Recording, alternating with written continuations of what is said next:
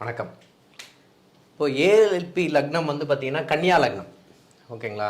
இவர் என்ன கேட்குறாரு அப்படின்னு பார்த்தீங்கன்னா, எனக்கு வந்து பணம் வரணும், நான் தொழில் பண்ணிகிட்ருக்கேன், நல்ல லாபம் வரணும், அதுக்கு என்ன பண்ணணும் அப்படின்ற விஷயத்த வந்து கேட்குறாரு. நான் சார்கிட்ட கேட்போம். ஏஎல்பி லக்னம் கன்னியா லக்னம் வரும்போது அவர் என்ன பண்ணால் வந்து பணம் வரும் சார்? பரிகாரம் அப்படிங்கிறது நிறைய விஷயங்கள் நம்ம வந்து எப்படின்னா, ஒருத்தருக்கு கண்டிப்பாக பணம் வரும் அப்படின்னா அவருக்கு வந்துடும். பணம் வரவே வராது, ஆனால் வந்து இவருக்கு வந்து சில விஷயங்கள் முயற்சி பண்ணால் ஓரளவுக்கு வரும் அப்படின்னு சில விஷயங்கள் இருக்குது. வரவே வராதுன்னா நீங்கள் அது என்னதான் பரிகாரம் பண்ணாலும் வர்றது வாய்ப்பு இல்லை. இப்போ கன்னி லக்கணம் போகுது அப்படின்னா இவர் அந்த 10 வருட காலங்கள், இந்த கன்னி லக்கணங்கிறது 10 வருஷம் காலம், எப்போ ஒரு தடவைனாலும் குருவாயூர் போய் சாமி கும்பிட்டு வந்துட்டான்னு வச்சுங்களேன், அவரோட வாழ்க்கை எப்படின்னா அவ்வளோ ஒரு ஆத்மார்த்தமாக இருக்குங்க. ஓகே, நீங்கள் குருவாயூர் கோயிலில் போய், அதாவது என்னென்னா, எனக்கு பணம் வரணுமே நினச்சி நீங்கள் போக வேண்டாம். நீ ஒரே ஒரு தடவை போய் அப்படியே ஆத்மார்த்தமாக அப்படியே அந்த அந்த மண்ணை மிதித்து வரும்போது எப்படின்னா அவ்வளோ ஒரு சந்தோஷம். இது எப்படி வரும், எங்கேருந்து வரும், யார் மூலமாக வரும், என்ன தொடர்பு கிடைக்கும் அப்படியெல்லாம் வேண்டாம்.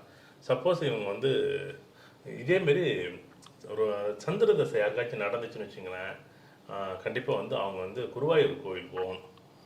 நீங்கள் சந்திர தசையோ சந்திர புத்தியோ சந்திர அந்தரமோ சூச்சமோ அதிசூச்சமோ ஏதோ ஒரு இடத்துல அவங்களுக்கு சம்மந்தப்பட்டு வச்சுக்கோங்களேன், குருவாயூர் கோவிலில் இந்த கன்னி லக்கணத்துக்கு குருவாயூர் கோவில் போகணுங்க. நீங்கள் ஆத்மார்த்தம் எதுவுமே தெரியாதுங்க, அப்படியே ஆத்மா எது நடந்தாலும் அப்படியே நேராக கொண்டு போய் பாட்டி வச்சுருவாரு அந்த பகவான். அதை விட்டு வந்து அப்போ அவரை போய் ஒரு தடவை தரிசனம் பண்ணுறது. சரி இல்லை சார், நான் வந்து அவ்வளோ தூரம் போக முடியாது அப்படின்னா லட்சுமி நரசிம்மர் எங்கேயாச்சும் கோவில் இருக்குது, இல்லை ஏதாச்சும் ஒரு ஃபோட்டோ இருக்குது, அந்த ஃபோட்டோவை பாக்கெட்டில் வச்சுக்கிறது சார். அப்படியே இது எனக்கு பணம் கொடுக்கணும்னு மட்டும் நீங்கள் யாரும் நம்ம வந்து பரிகாரம் செய்ய வேண்டாம். இந்த பரிகாரம் யாராச்சும் பார்க்குறீங்கன்னு வச்சுங்களேன், அச்சய இலக்கண பദ്ധதி ஜோதிட முறையில், ஏஎல்பி ஜோதிட முறையில் நம்ம இந்த கன்னி இலக்கணம் போகக்கூடிய 10 வருட காலங்கள் என்ன பண்ணணும் அப்படின்னா, லட்சுமி நரசிம்மர் போட்ட பையில் வச்சுக்கிட்டு, இல்லை நம்ம எங்கெங்கெல்லாம் பணம் வச்சுருக்கோம்ல, பூஜை அறையாக இருக்கலாம், சரி வீட்டில் சாமி படத்துக்கு பதில் பணம் வச்சுருப்போம், இல்லை நம்ம வீட்டில் வந்து பணப்பொட்டின்னு வச்சுருப்போம், அங்கெல்லாம் லட்சுமி நரசிம்மர் போட்டோ வச்சுருக்கலாம். இல்லை லட்சுமி நரசிம்மர் கோவிலில் போயிட்டு அங்கே ஒரு ஹோமம் நடக்கும், இல்லை லட்சுமி நரசிம்மர் அபிஷேகம் நடக்கும்போது தேன் வாங்கி கொடுத்து அபிஷேகம் பண்ணும்போது அவ்வளோ ஒரு ஆத்ம திருப்தி அடைச்சி பணம் வருவதற்கான ஒரு வாய்ப்பை வந்து கொடுப்பாங்க.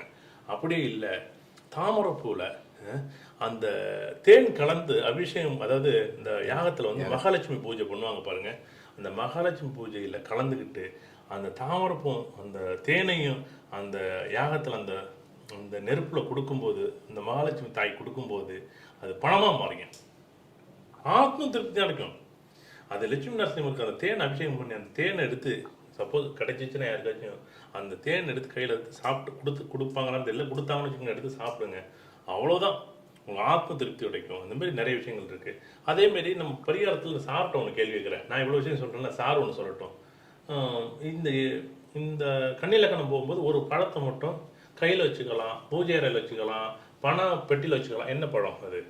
அவர் எலுமிச்சம்பழம் வந்து கையோட வச்சுட்டு இருந்தாரு அப்படின்னா நிறைய அதிர்ஷ்டங்கள் அவருக்கு வந்து அவரை தேடி வரும் அப்படின்னு நம்ம சொல்லலாம். ஆக்சுவலாக அவருக்கு அதிர்ஷ்ட வாய்ப்புகள் வந்து நிறைய வரும்.